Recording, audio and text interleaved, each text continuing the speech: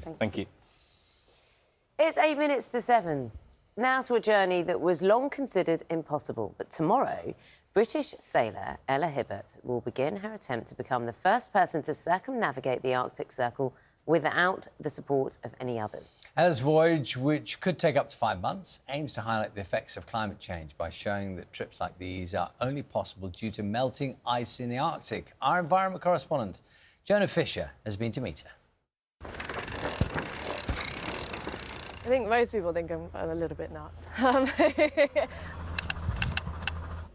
Ella Hibbert has been preparing for this trip all her life. Her boat, Yeva, has been tested at sea and loaded with supplies to embark on a challenge that no one has ever done before, taking a boat around the Arctic Circle entirely on her own. What are the biggest risks you're going to face? I think my own sleep deprivation is going to be quite a big one.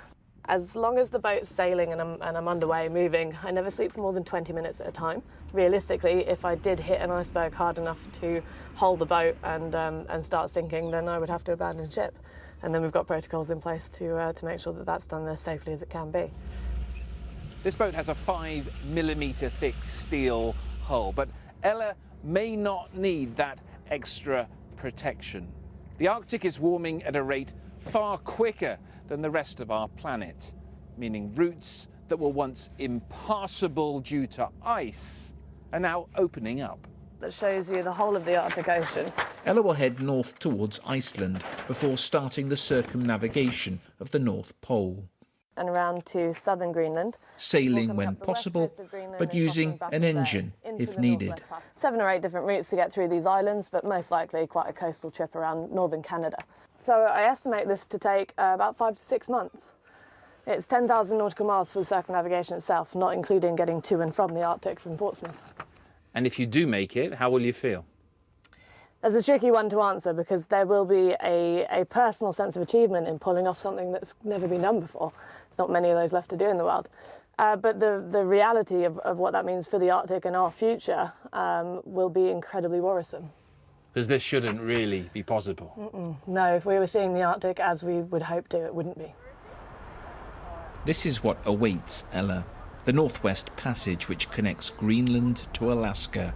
It's an often frozen world and was first navigated just over 100 years ago. It contains danger both in and out of the water. The polar bear, you know, the great predator. Tom Cunliffe is a renowned sailor and a concerned friend. You'd be just the thing on his breakfast table. And what steps have you taken to deal with that? I'm carrying a flare gun with 30 flares on board. That should be enough to scare them away. I hope it works.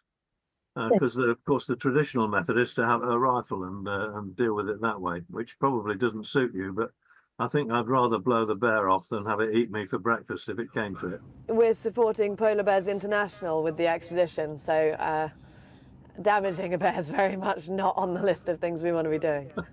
OK, well, good luck with that. Thank you so much, Tom. Jonah Fisher, BBC News in Portsmouth.